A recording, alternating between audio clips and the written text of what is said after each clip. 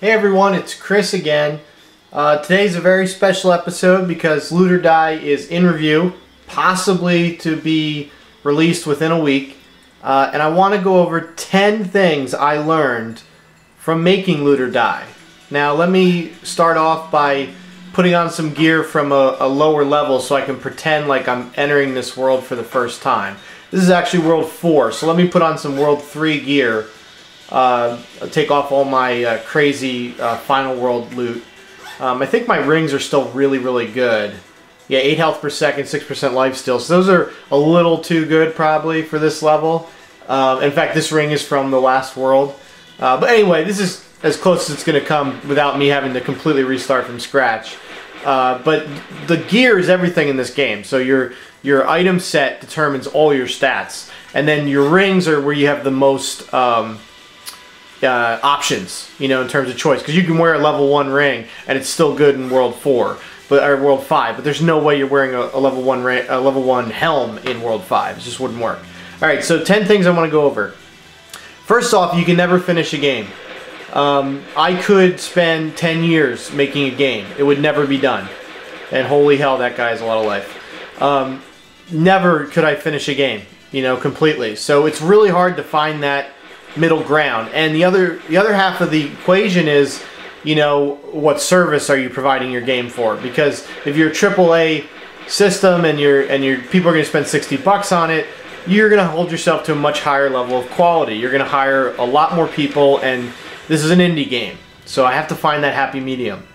Number 2, how players feel about a game is what matters most. And what I mean by that is there are little things you can do in a game to make a player feel things, such as, do they feel powerful? Do they feel scared? Do they feel like it's too easy? You know, do they feel challenged? That kind of stuff. Alright, so I just picked up an item for this world, so I'm going to put it on. But that way people feel, and you see how people feel in the way they react to games. You know, so I get a lot of value out of comments. Now, not all comments are created equal, and not all feelings are created equal, because everybody's different. But I can get a general vibe from the population based on their comments. So I'm taking a lot of hits. The other thing, number 3, is that going along with these feelings is feedback is key. You guys have shaped this game. It's unbelievable how many little details I've added based on your feedback. You know, everything from bullets flying to a better camera system to enemy designs to AI to difficulty of the game. You guys have had a huge part in everything. And there's just so much more I wanted to add, but I just, you know, eventually I was like, you know, this game is good for X-Plague. This game will definitely do well. It's time to cut her loose and see what people think. And that goes along with number 2. You know, how people feel is what matters most. But the brain is amazing at differentiating sounds. That's number 4. In the heat of battle, with all these gunshots going off, you still hear that subtle noise of someone jumping. And my only regret in releasing this game now is I probably should have added the sound effects of your feet hitting the ground. Not just when you're landing, but every footstep I could have made a little pitter-patter, you know, a little sound. And I think that would have made a huge difference in the game. But that's always something I could add in the patch. But yeah, the brain is amazing at differentiating sounds. It's really incredible. You can have all these really loud noises and the brain will pick out that one subtle noise that's different. And I compare it to when men and women are talking in a crowd. If it's, for example, if all women are talking and one guy says something, for whatever reason, it's really easy to hear what he says because he's different from all the other voices. And same with vice versa. If a girl talks with a high-pitched voice and it's a bunch of guys talking in a room, you hear the girl's voice much clearer. I don't know why that is, but that's just how brains work. So sound effects are key, and I did not have enough in this game. I could have had the effects of bullets hitting walls, and even the little bullets clanking off the ground and stuff, like the shell casings. I could have made a very faint noise that your brain would have picked up. Now, drop-in multiplayer is essential. That's number 5. And because of X-Plague, and the fact that so few people play on it, if you don't have drop-in multiplayer, you don't have multiplayer. I mean, unless your game is, you know, in the top 5 games of all time, people just aren't going to play it enough, and there aren't enough people who are going to find each other to play a multiplayer game. So this is a multiplayer game. So what I did is I made every single player game, as long as you're logged into Xbox Live, you know, and have purchased the game, someone else can join your game. So that makes a huge difference in terms of how many people are going to actually get to play together. I tried it with Air War, and unfortunately Air War didn't really have much of a game to it. It was really more of like, can I make a flight simulator? Okay, yeah, I can, but you know, there's no levels and it's just multiplayer or fighting a bunch of robots over and over again. This game, however, has a bunch of levels, you know, bosses, and a lot more to experience than Air War, but it has the same drop-in multiplayer system.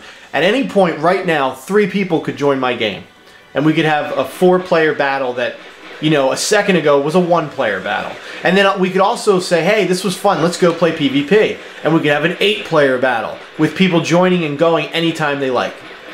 Now, the PvE, unfortunately, because there's a lot more to keep track of, I use a host in PvE. So if the host leaves, unfortunately, the game will be gone. I didn't make a system for keeping the game if the host leaves. But in multiplayer, hosts can come and go whenever they want, and you could theoretically have a multiplayer game last for days with new people joining and leaving constantly.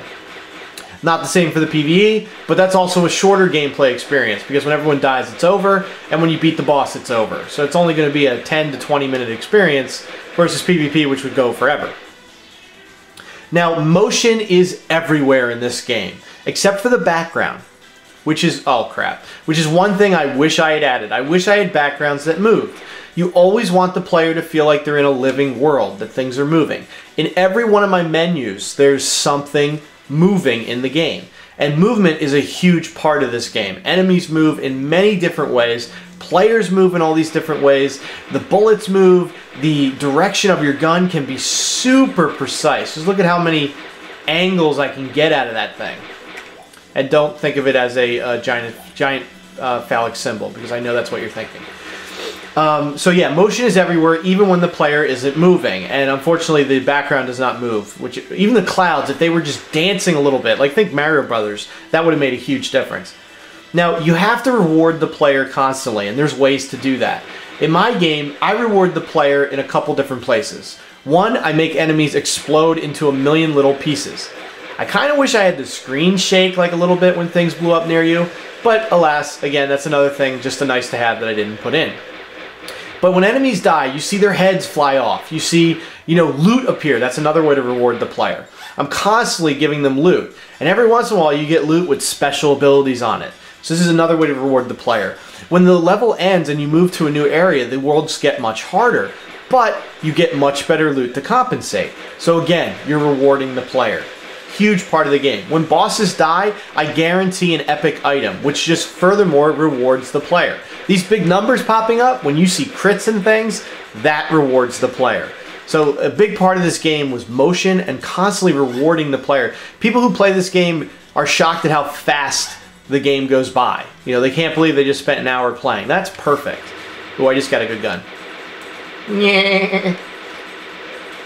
Next up, number 8. You gotta allow the players to boast. This gun's really loud. I'm gonna change that. That's a little better. You can hear me now. The players need to be able to boast to each other, and one way to do that is to give them epic items that they can show off. So very early on in the game's development, I made it so almost every item that you could pick up is visible on your character. I probably should have added some kind of, you know, sparkle or shine to the items to show off that they were epic, because I didn't do that. Now imagine if when I put on epic gear, little sparkles appeared on my guy and trailed around me, or maybe if I had lifesteal, these little red like daggers would circle my body, you know, that kind of stuff. That would have made a big difference in this game. So again, more stuff I could have put in that I just didn't, you know, I didn't get to. But you got to be able to allow players to boast and differentiate themselves from each other. And having a bunch of really cool items and abilities is how you do that. And the rings are really the biggest sense of choice in the game. Right now I'm wearing a lifesteal pendant and a double damage ring that I can turn on at any time. So if I turn on my double damage, boom, I'm hurting them twice as much. And if you use the red pendant, it does a lot of damage as well. Let me see if I can find a guy to hit it with. Not of mine, they're too hard to hit. So this guy right here, boom, 187. Oh, you didn't get to see it, I'm sorry. 187 damage. It just shoots blades in either direction, but it has a low cooldown time. But those rings and abilities are ways for players to differentiate themselves. They're all graphical. They have text that pops up, and also obviously you have all the gear you can wear. It looks very different from each other.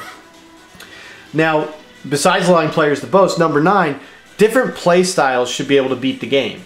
And that's really hard to do. Without a dedicated test team, it's very difficult to get into the mindset of how other players will play your game.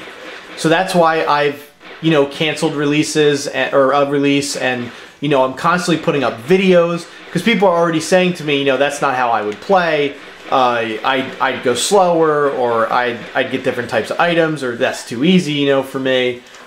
So you really have to just observe what other people are doing, and then try and get in their heads. And actually what I've done is I've just tried to play very differently. I've even done things like dumb down my play where I won't jump out of the way of bullets. So I just take every bullet that comes my way. And there are ways to play if that's your, if you don't have the skill set to jump out of the way of stuff that's fast moving. I just got a bunch of gear that had plus life.